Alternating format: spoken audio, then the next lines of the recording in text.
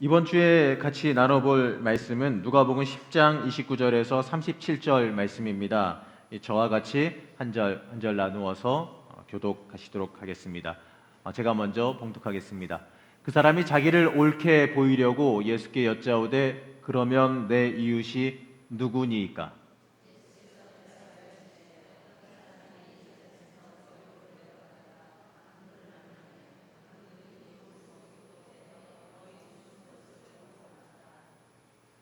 마침 한 제사장이 그 길로 내려가다가 그를 보고 피하여 지나가고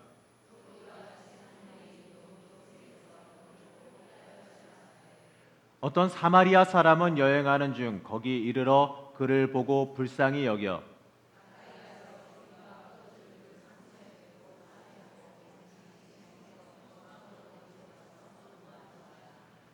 그 이튿날 그가 주막 주인에게 데나리온 둘을 내어주며 이르되 이 사람을 돌보아 주라. 비용이 더 들면 내가 돌아올 때에 갚으리라 하였으니.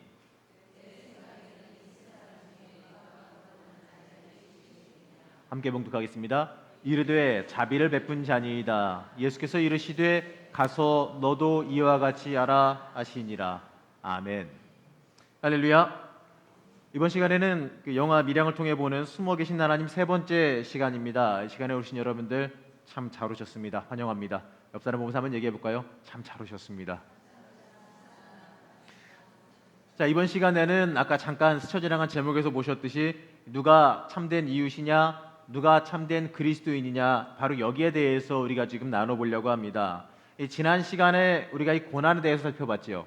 이 고난이라고 하는 건요, 우리가 다루기는 했지만 함부로 평가하거나 함부로 우리가 분석할 수 있는 것은 좀 아닙니다. 하지만 확실하게 아는 것은요, 이 고난은 힘들다는 거죠. 이 고난 중에 있는 사람들은요, 우리가 그냥 막연히 힘들겠다라고 생각하는 것보다 그 이상의 고통과 어려움을 당하고 있다는 겁니다. 오늘 우리가 읽은 이 말씀은요, 선한 사마리아인의 비유라고 흔히 불리우는 유명한 말씀입니다. 이 말씀을 통해서 우리는 누가 고난받는 자인지, 고통 속에 몸부리는 자의 그 이웃인지에 대해서 한번 살펴볼 수가 있습니다. 먼저 우리가 잊지 말아야 될 것이 하나 있는데요, 이 기독교인은 세상 속에서 동떨어진 사람이 아니라는 거죠. 이 기독교인은 바로 세상 속 안에 살아가고 있는 사람입니다. 그리고 그 사회 안에서 기독교인으로서 사회적인 책임을 지니고 있고 그 책임을 감당해야 되는 존재라는 것이지요. 바로 예수 믿는 자로서 그리스도인으로서 참된 역할을 해야 되는 것이 우리에게 향한 하나님의 뜻이라는 부분입니다. 자, 희망의 신학자로 유명한 이 독일의 신학자 이 몰트만은 저렇게 생겼죠. 80살이 넘은 할아버지긴 한데요, 자신의 그 교회론에서 뭐라고 말하냐면, 교회는 베푸는 교회, 이웃을 돌아보는 교회, 바로 예수 그리스도의 뜻을 따르는 그 미션의 선교의 역할을 감당하는 교회이어야 한다라고 말하고 있습니다. 바로 예수 그리스도께서 낮은 사람들을 위해서 오셨듯이, 섬기러 오셨듯이 교회는 당연스럽게 섬겨야 되고 낮은 자를 위해서 나누고 봉사해야 하는 것이 교회의 진짜 모습이라는 거죠. 그게 바로 교회가 해야 되는 참다운 모습이라는 겁니다. 여러분, 우리는 그럼 이 세상에서 예수 믿는 자라고 우리 흔히 말하잖아요. 그리스도인이라고 흔히 말하잖아요. 바로 예수 믿는 사람으로서 그리스도인으로 살아가면서 이 그리스도인으로서 가져야 되는 그 책임을 다하고 있는지, 우리가 복받기는 원하지 않습니까? 받을 거는 다 원하면서 해야 될 것은 과연 정말 다 하고 있는지 내 스스로 한번 돌이켜보고 물어볼 필요가 있다는 거죠. 세상이 우리에게 질문합니다. 너희가 그리스도인이냐? 진짜 너희가 예수 믿는 사람 맞느냐라고 요즘 물어봅니다. 그 외쳐대는 그 말에는요, 어찌 보게 되면 비웃음이 약간 들어가 있어요. 어찌 보면 조소와 실망 어린 질책이 들어있다라는 겁니다.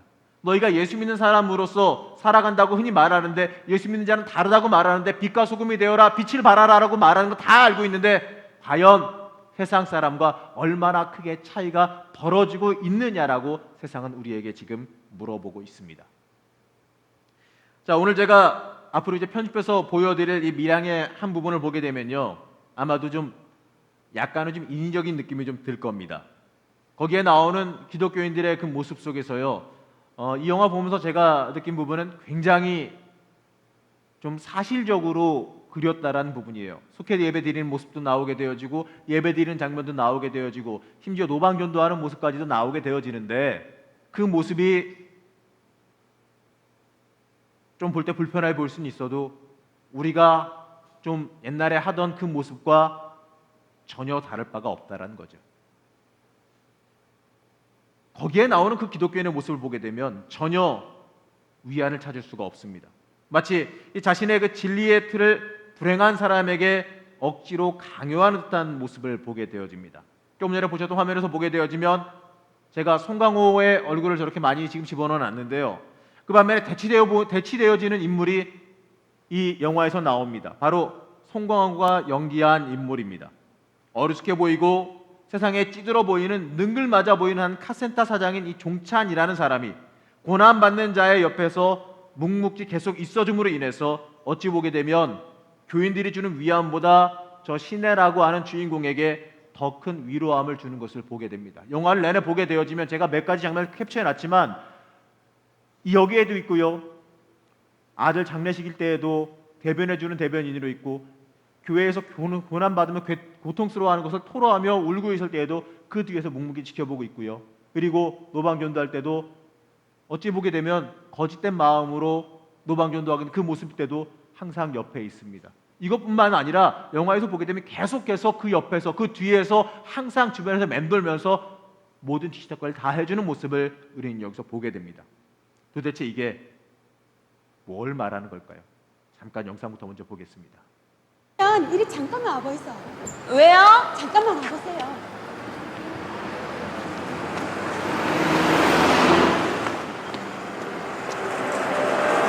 잠깐만 이리 와보 있어. 네, 원장님한테 좋은 선물 하나 드리려고 해요. 무슨 선물이요? 여보, 원장님 오셨어요. 피아노 학원에. 어서 있어. 예, 안녕하세요. 저기 그라이까네 내가 원장님 이야기를 들었거든요. 무슨 얘기요? 원장님 안 좋은 일 있어가지고 불행한 일 당하고 밀양에 내려왔다 하는 이야기를 내가 들었어요. 그래서 그지? 이거 하나님 말씀이 담겨있는 정말 소중한 선물이거든요. 집에 가서 꼭 한번 읽어보세요. 저 이런 거 안 믿는데. 그러니까네 우리 원장님은 눈에 보이는 거는 믿고 눈에 안 보이는 거는 안 믿는다 그지? 아이, 전 눈에 보이는 것도 다 안 믿어요. 원장님 우리가 밖에를 이래 보면은 사람도 보이고 차도 보이고 이러지만 세상에는 눈에 안 보이는 것도 있거든요. 준 어디 갔지? 원장님 우리가 하나님을 믿으면 그 눈에 안 보이는 세상을 볼 수 있어요. 그러니까 그 세상은 정말로 기쁘고 감사하고 마음의 위안을 받을 수 있는 그런 세상이거든요. 그러니까 지금까지 우리가 하나님을 몰랐을 때는 세상의 반밖에 몰랐다고 보면 돼요. 아, 예, 아무튼 예, 선물 감사합니다. 그리고 원장님처럼 불행한 분은 하나님의 사랑이 꼭 필요해요. 저 불행하지 않아요, 약사님. 잘 살고 있어요. 저 그만 가볼게요. 애가 안 보이는 것 같아서요. 꼭 읽어보세요. 예. 원장님 오셨네. 안녕하세요. 안 그래도 내가 어제 집에 찾아갔었는데 몸이 좀 안 좋아서요. 마음이 아픈데 몸이 왜 안 아프겠노? 어디가 아프신데? 두통입니까? 가슴이 아프시가 오셨나? 생리통이요. 아,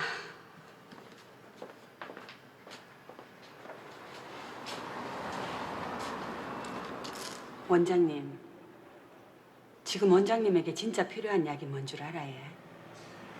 원장님 지금 마음이 너무너무 아프잖아요. 얼마나 괴롭고 고통스러워요. 내가 약국에서 약을 팔지만 그 마음의 고통은 고칠 수가 없어요. 그거를 치유할 수 있는 거는 하나님 사랑밖에 없어요. 꼭 우리 교회에 나오라 하는 말이 아니고 요 시장 앞에 개척교회에서 이번에 부흥회를 하는데 내가 보니까 주제가 상처받은 영혼을 위한 기도해라. 다 우리 원장님 같은 분한테 필요한 것 같았어요. 만약에 하나님이 계시고 하나님의 사랑이 그렇게 크시다면요. 하나님 계시지에. 하나님 사랑 크시지에. 한도 끝도 없이 크시지에. 그렇다면 우리 준이가 왜 이렇게 처참하게 죽게 내버려 두셨어요? 그 어린 것이 무슨 죄가 있다고? 원장님, 그래도요. 세상 모든 일에는 주님의 뜻이 있다는 걸 아셔야 돼. 아이고, 내가 뭐라고 설명하겠노?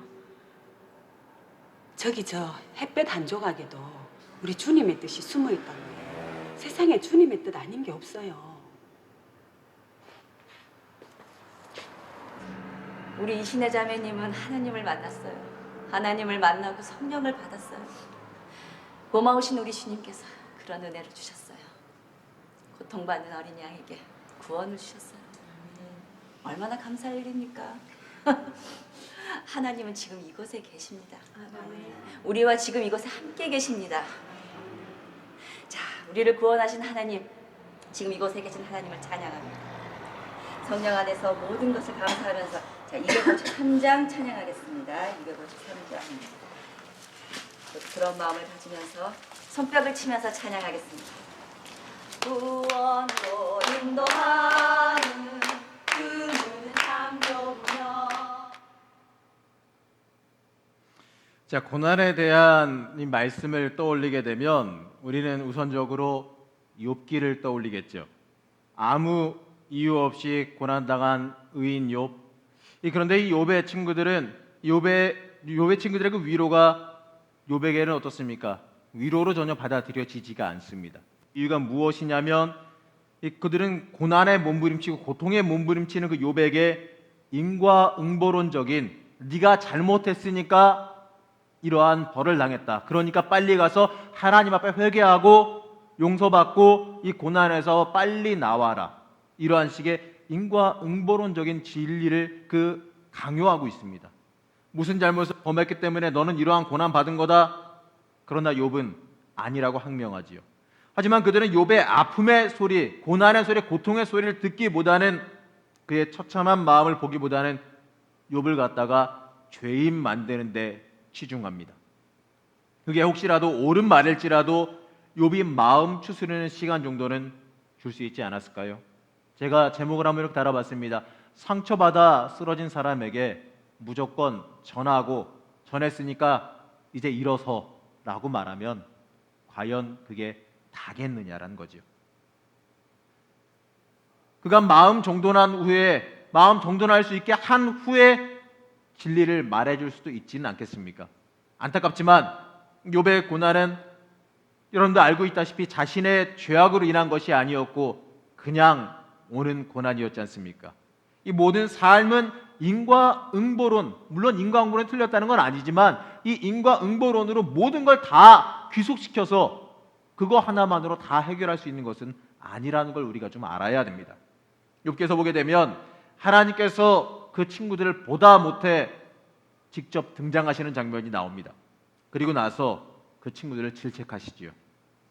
그리고 너희들은 가서 욥에게 예물을 가지고 가서 사죄하고 그 예물로 제사를 드려라. 욥이 너희들의 잘못에 대한 용서를 빌어야 너희를 용서하겠다라고 하나님 말씀하십니다. 여러분, 이게 무엇을 말할까요? 진리를 말하긴 했지만 그것이 이 상대방의 아픔을 전혀 살펴보지도 않고 정죄하고 어떻게 보게 되면 자신의 그 잘남을 드러내기에 급급한 그 모습에서 하나님께서는 먼저 그 사람에게 가서 너희의 교만을 사죄하라라고 하고 계시는 겁니다. 밀양의 주인공인 이 시내도요, 기가 막힌 끔찍한 일을 당합니다. 사랑하고 믿던 남편이 죽었습니다. 그것만으로도 이 청천벽력 같은 소리인데, 그런데 남편이 죽고 나서 밝혀진 이야기가 참 믿기 힘든 이야기가 들립니다. 자신의 남편이 바람 피우고 있었다는 거죠. 남편 죽은 것도 참 황망한데 남편 죽고 나서 밝혀진 게 남편이 자기를 내버려 두고 바람을 피우고 있었다는 얘기죠. 비참하죠. 정말 비참합니다. 시내가 그 비참함을 피하기 위해서 남편의 고향인 밀양으로 내려갑니다. 밀양으로 내려가는 남편의 고향, 생면부지의 그 남편의 고향으로 내려가는 데에는 이러한 이유가 깔려 있습니다. 그러한 상황에도 불구하고 효부의 이름으로 불리고 싶어 했다는 거죠. 어찌 보게 되면은 현실 도피일 수도 있습니다. 그러나 어떻습니까? 자신을 효부로 만들어주고 자신을 위안해줄 그 밀양이 시내에게 또 다른 고난과 또 다른 아픔을, 너무나도 큰 아픔을 선사해 주죠. 바로 그 하나밖에 없는 그 아들이 유괴되어지고, 그리고 심지어 그 아들이 살해되어지기까지 합니다. 이 고난 앞에서, 이 참담함 앞에서 우리는 고개 숙여질 수밖에 없습니다. 위안이 필요하고 그의 아픔을 보듬어 줘야 합니다. 이러한 고난은 어떻습니까? 참 아픈 고난이기 때문에 그렇습니다. 화면 보게 되어지면 약국 약사의 모습이 나오죠. 근데 오늘 우리가 본 이 모습, 조금 전에 보신 그 영상 장면, 두 번째 영상은 여러분 다 전에 한번 보셨던 영상이기도 하지만 어떻습니까? 보게 되면 이 아프고 치유되지 않은 사람에게 강요합니다. 당신같이 불행한 사람은 예수 믿어야 된다. 그게 맞는 말이긴 하겠지만, 맞는 말일지라도 그 아픔을 살펴보지도 않고 그냥 너 불행해, 너 불행한 사람이야, 너는 불행할 거야 라고 강요하고 그 사람을 한정 지어 버린다는 거죠.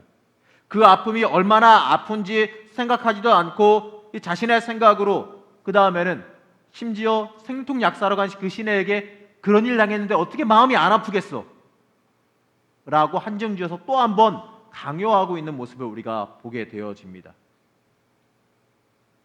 그 모습이 어찌 보게 되면 참 민망하고, 또 저는 목사로서, 기독교인으로서 저 무례한 모습이 때때로 반성되어지기도 하지만 참 부끄럽기도 합니다. 그 고난당하는 아픔, 그냥 같이 좀 참고 아파할 때는 좀 같이 아파하면 좀 안 되겠습니까? 아니면 최소한 그것이 치유될 때까지는 어떻습니까? 기다릴 수는 좀 있어야 하지 않겠습니까? 들어줄 만할 때까지, 진리를 전할 수 있을 때까지는 같이 아파하고 그 옆에서 기다려줄 줄을 좀 알아야 되지 않겠습니까?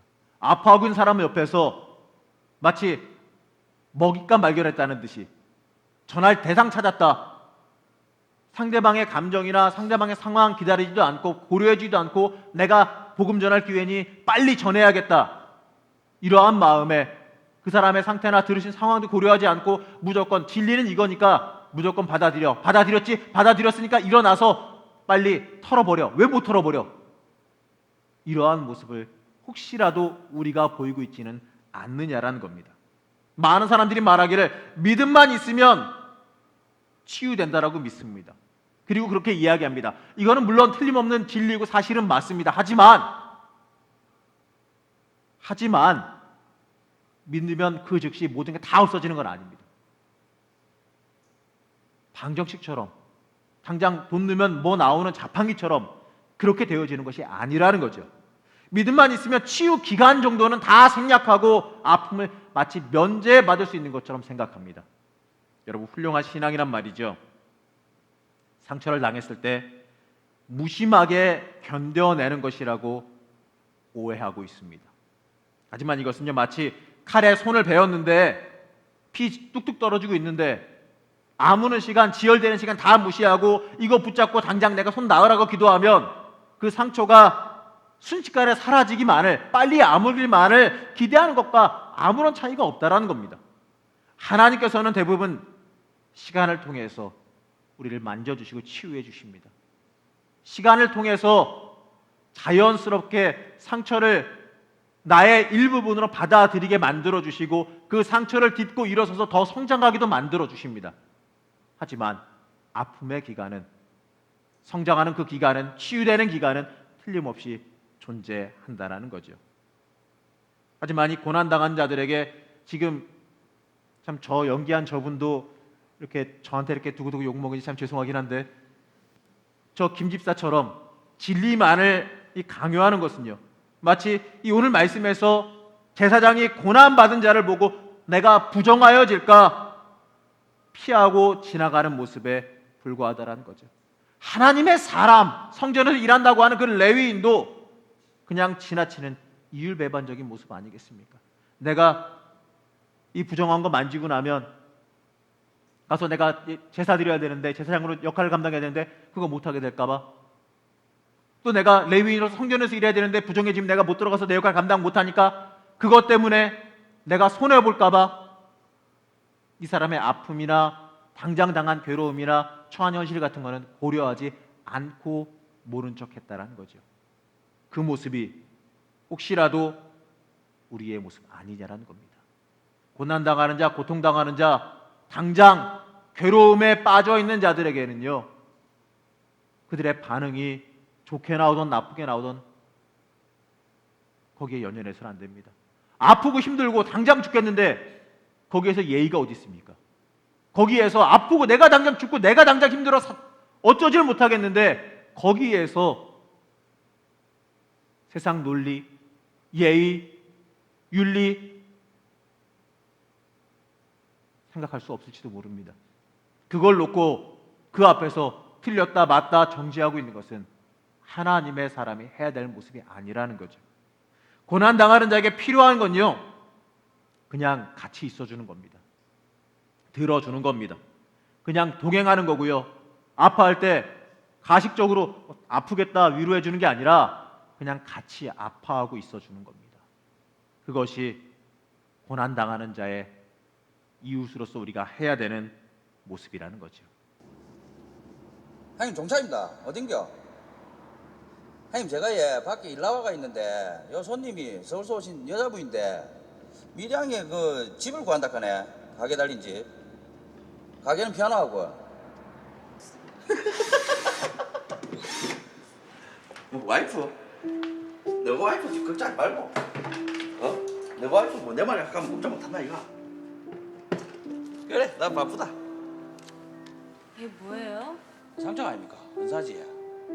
나 이런 거 받은 적 없어요. 받았어요. 받았다고 합시다. 요 촌아입니까? 촌에 요런 거 하나 걸어놓으면 소문이 쫙 나가지고 아주 많이 옵니다. 그러다가 가지가 걸었나요? 아, 그리고 애들이 많이 오든지 말든지 김 사장님이 신경 쓰실 일이 아니잖아요. 제 할 일은 제가 알아서 할 건데.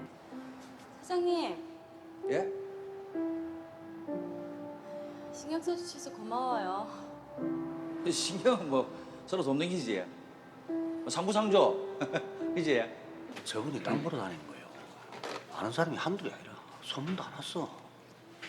좋은 땅 사가 집 짓고 살고 부동산 투자에도 관심 많다고. 자기 일을 하고 다닌대 뭐. 그래도 뭐 땅 계약 앞두고 있는 것까지 아는 사람이 그리 많지 않지.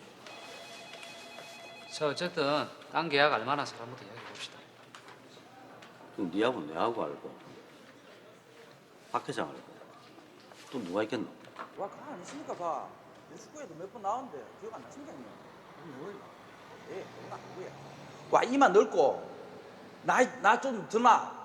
와, 부산에서 뭐 밀양 와가지고 학원 크게 열었다고 명함 돌리고 안 그랬습니까? 그 새끼 그 처음부터 내가 마음에 안 든다 할게. 정말 이거 정말. 그래, 수고했다.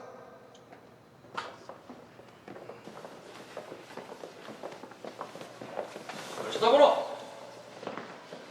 뭘 쳐다보노 이 자식아! 내 쳐다보노! 너는 눈물도 없나? 너는 눈물도 안 나와? 왜 그래? 눈물도 없어? 생태 같은 새끼 저거 없애고 서방 보내고 새끼까지 보내고 눈물도 없어? 가 엄마. 땀방울 없어? 네, 저기에 준이 할머니 되십니까? 네, 그런데요. 마, 그 손주 잃어버리고 마음이 참 아프시지. 이해하거든요. 근데 예, 뭐 이 상황에서는 안 많게도 엄마가 제일 안 슬프겠습니까, 그지? 왜 자꾸 따라오세요? 내가 갔다 올게요, 신희 씨. 내가 간다는데 왜 이래요? 아 이게요, 신희 씨가 직접 하는 마음이 되게 안 좋을 낀데 뭐하러 가려합니까? 상관없어요. 내리니까 내가 가요. 같이 갑시다. 사망신고 되셨습니까?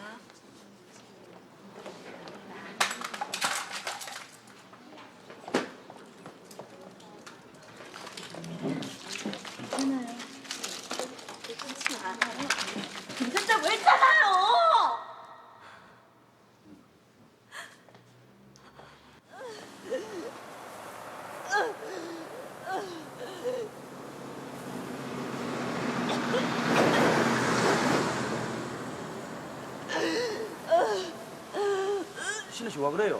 어디 아파요? 예?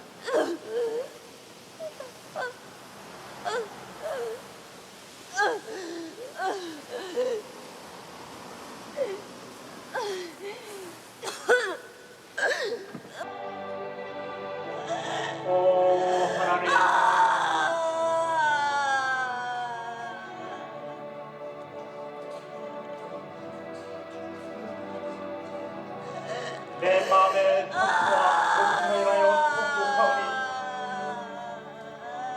하나님이여 치유해 주소서. 영으로 인도하는 그 길을 탐험하니 우리 몸에 되어 있는 그 더러운 죄짐을 나의 불새줄 사랑해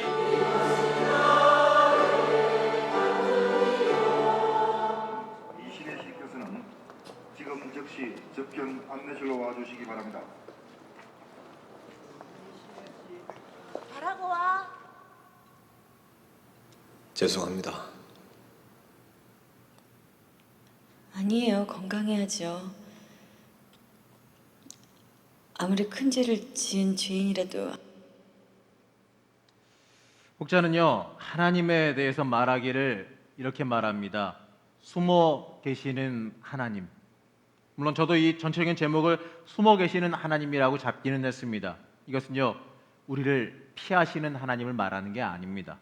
바로 우리의 삶 속에 보이지는 않아도 우리와 늘 함께 동행하시는 하나님을 말합니다. 당장은 우리의 고난을 좀 버려두는 것 같아 보일지라도, 우리를 피해 숨어 계시는 것처럼 보이지만 사실은 그게 아니고, 우리가 고난당할 때 같이 고난당하며 아파하시고, 우리가 황당해야 할 때 같이 황당해 주시고, 억울해서 울 때 같이 억울하여 울어주시는 하나님을 말하고 있습니다. 단순히 높은 데에만 계셔서 우리를 위에서 내려보시기만 하시는, 우리와 관계없고 어쩔 때 한번 우리와 같이 계시는 하나님이 아니라, 우리의 삶의 자리에서 항상 동행하시며 우리를 위로하시는 하나님, 우리와 함께 아파하시는 하나님이 바로 우리의 하나님이라는 거지요.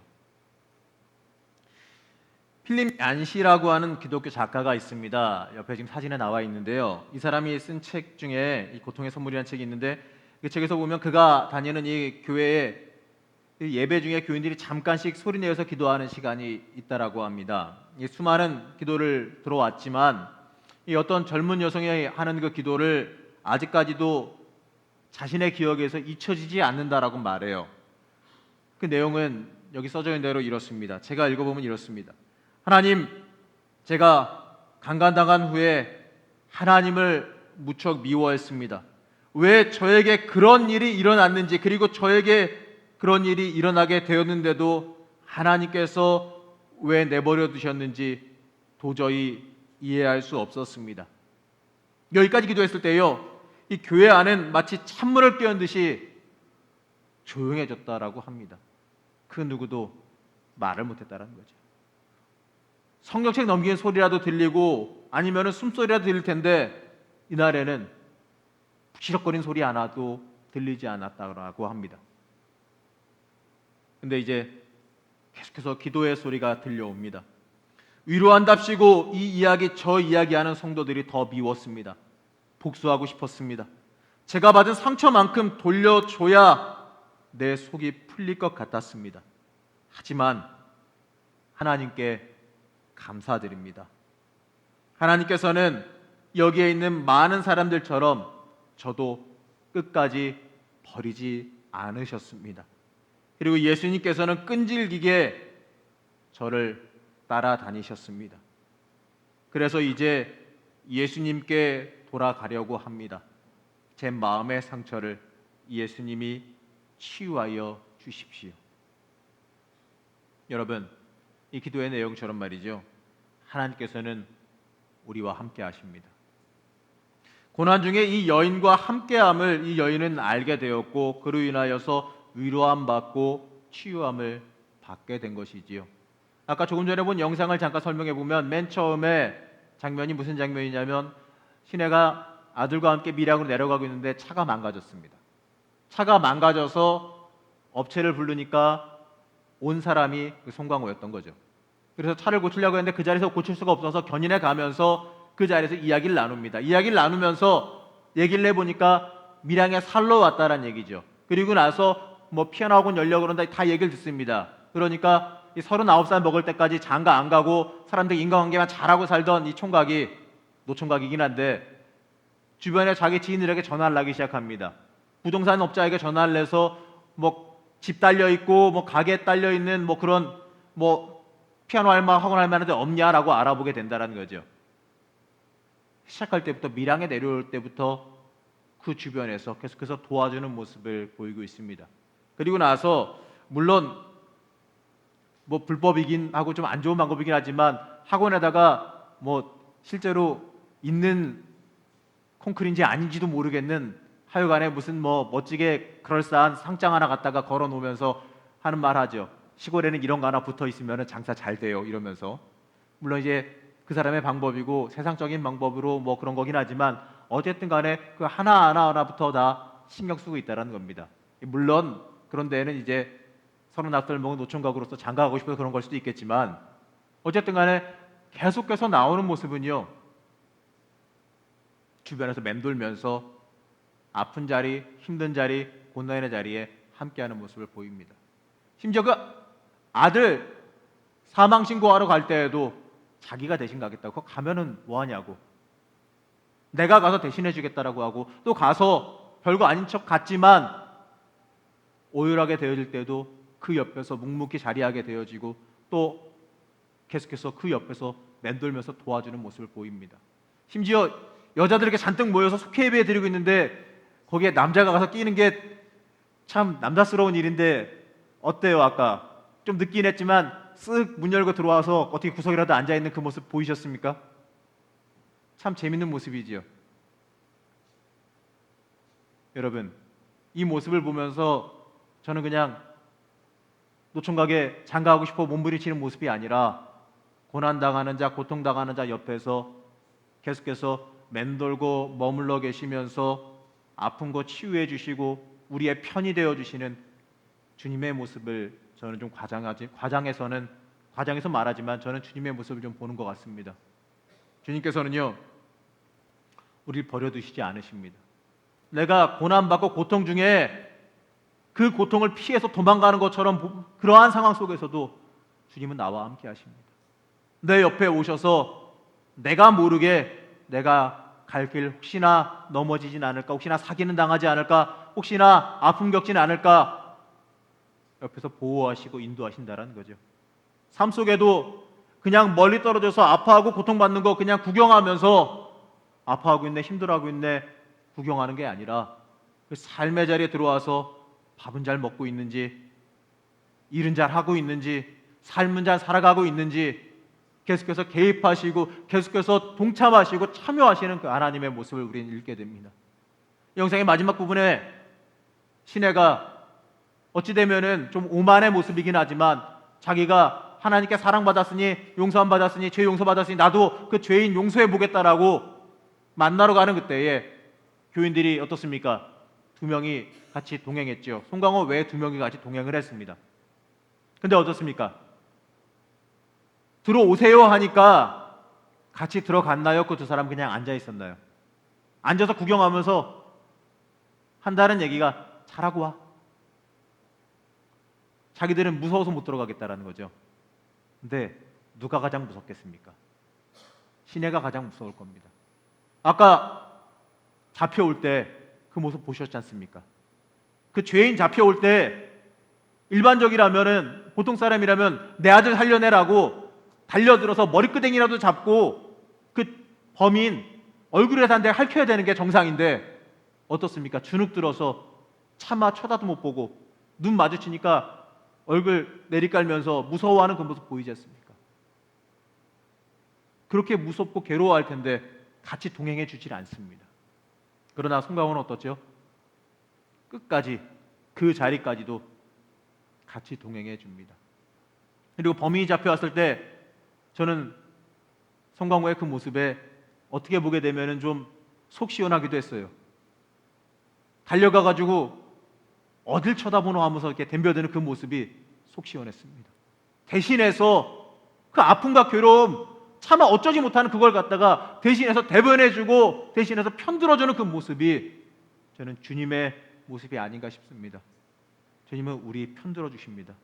우리의 힘이 되어 주시길 원합니다. 우리 아픔 중에 우리의 아픔을 대변해 주시고 대신하여 응징해 주시기도 원하십니다. 여러분, 고난 중에 아픔 중에 주님은 우리와 늘 함께 동행하시고 같이 걸어가시기를 원하신다는 걸 우리는 잊지 말아야 될 것입니다. 영상 하나 더 보겠습니다. 어제 미용실에 가서 머리부터 좀 다듬을래요. 아, 그럴까요? 그럽시다. 머리도 하고 화장도 하고 이쁘게 해야지 집에 들어가기 전에.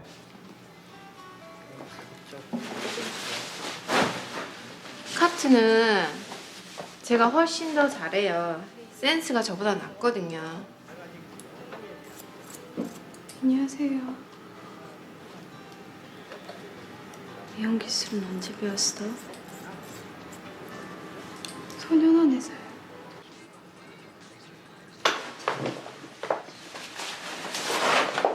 손님, 와 그래? 와 그런가? 예? 신혜 씨, 신혜 씨. 와 그래? 왜 날 이 집에 데려왔어요? 머리 자르고 싶다가 안 그랬습니까? 머리 하려면 위장원에 와야지. 그런데 왜 하필 이 집이냐고요? 왜 하필 오늘 하필 이 집이냐고요?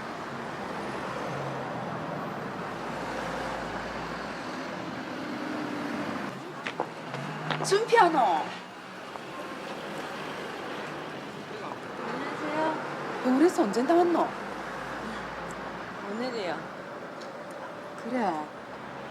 아이고 살찐 것 같네. 병원에서 잘 먹고 편하게 지냈는가 봐. 아이고, 봐라. 뭐 달라진 거 없나? 내가 자기 말대로 인테리어 바꿨다. 어떤 너? 괜찮지? 하도 장사가 안 돼가지고 밝은 색으로 바꿔봤다 이거. 그렇지만 진짜 묘상 모르대? 다행이네요. 아이고 내가 이제 한턱 쏠게. 머리가 왜? 미용실에 머리하러 갔다가 마음에 안 들어서 그냥 자르다 나와버렸어요. 미쳤는 같다. 아, 그렇다고 머리를 자르다 그냥 나오나? 어머니, 조금.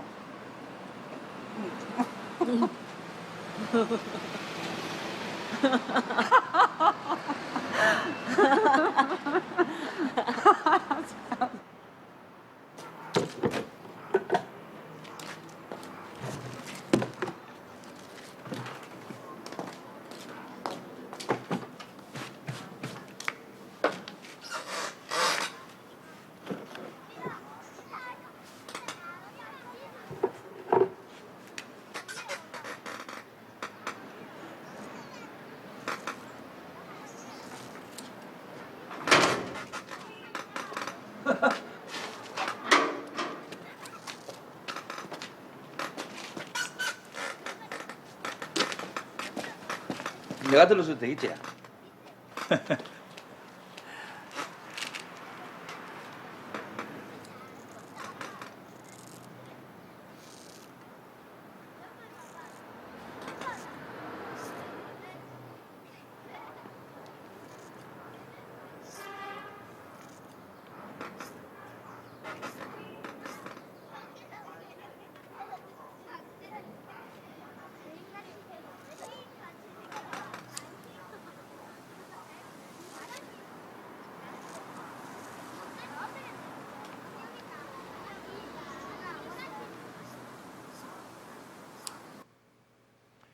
지금 보신 영상은 제가 이 영화의 엔딩 장면을 좀 짧게 편집해 놓은 부분이기도 합니다. 이 밀양이라고 하는 이 영화의 모티브가 된 그 원작 소설과 크게 다른 점이 하나 있는데요. 바로 무엇이냐면 엔딩입니다. 주인공이 사느냐 죽느냐의 문제가 원작 소설과는 차이가 큽니다.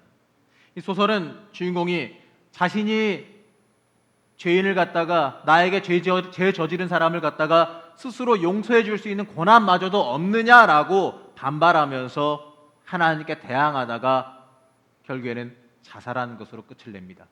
하지만 이 영화는 이 갈등의 해결은 조금 보여주고 있는 걸 우리가 봅니다.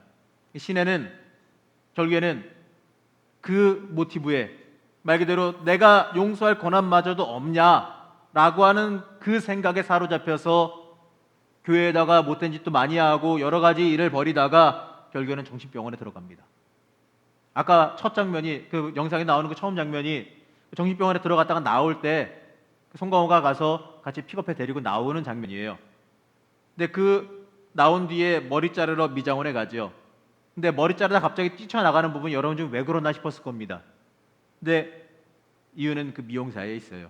자신의 머리 자른 걸 담당하고 있던 그 미용사가 누구냐면 자기의 아들을 죽인 유괴범의 딸입니다.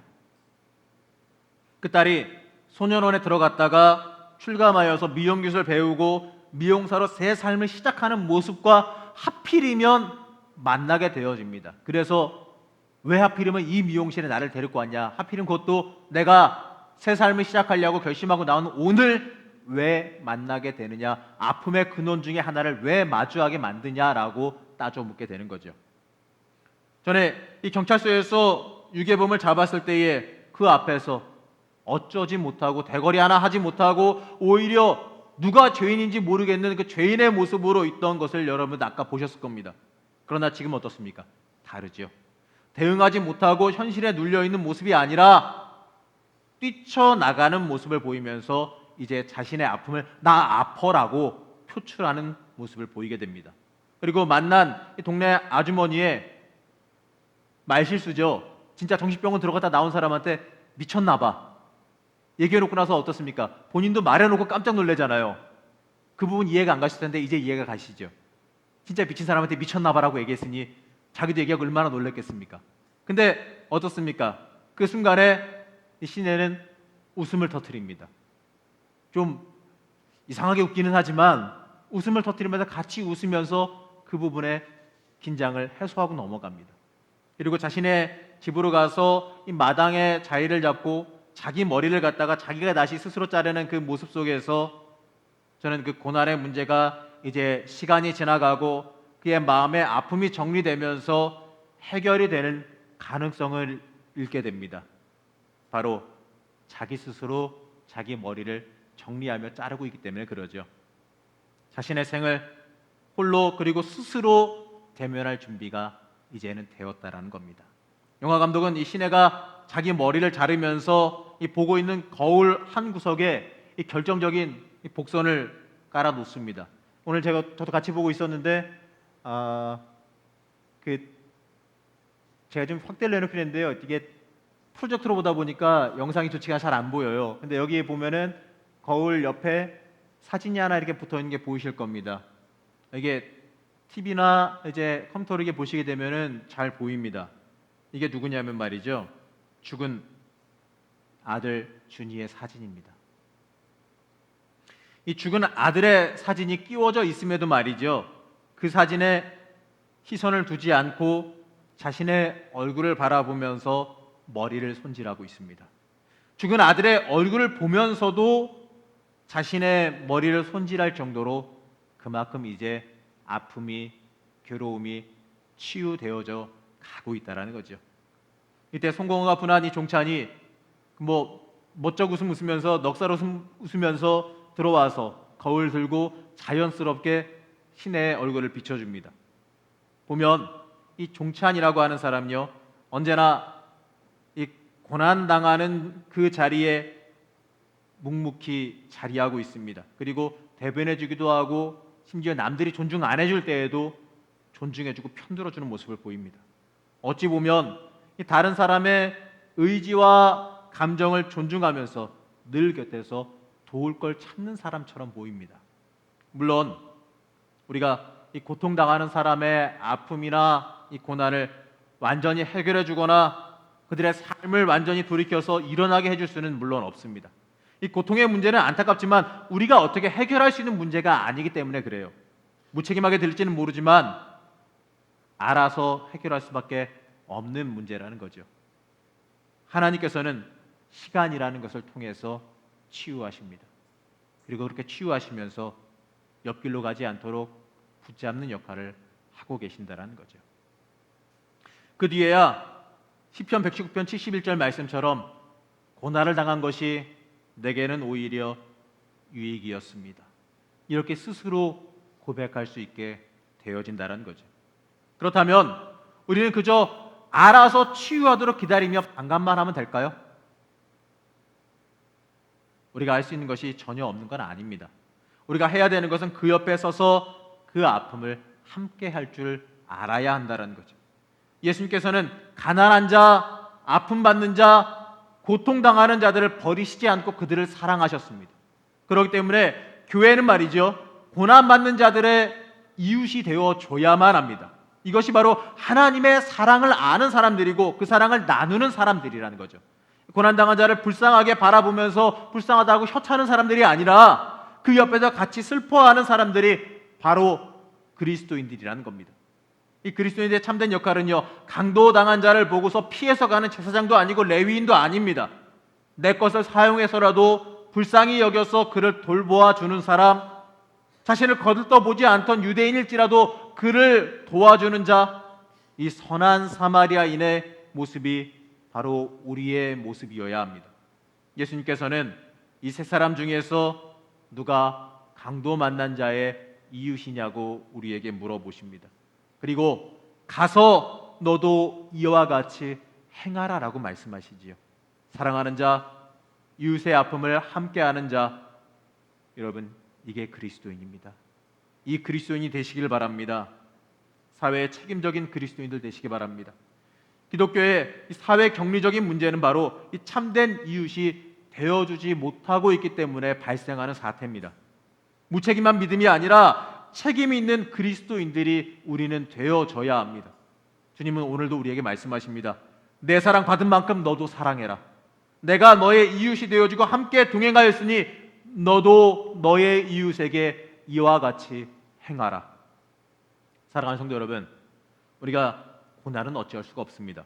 하지만 고난당하는 자의 옆에서 위로하고 함께 아파하며 그들 옆에서 동행할 수는 있습니다. 참된 이웃이 되어주는 것, 그것이 그리스도인이 잃어버린 참된 모습입니다. 사도 바울은 로마서에서 이웃에 대해서 우리의 삶이 이러해야 한다라고 말하고 있습니다. 저와 같이 함께 봉독해 보겠습니다. 즐거워하는 자들과 함께 즐거워하고 우는 자들과 함께 울라. 사랑하는 성도 여러분, 하나님께서 원하시는 건 바로 이것입니다. 즐거워하는 자들과 함께 즐거워하고 우는 자들과 함께 우는 것입니다.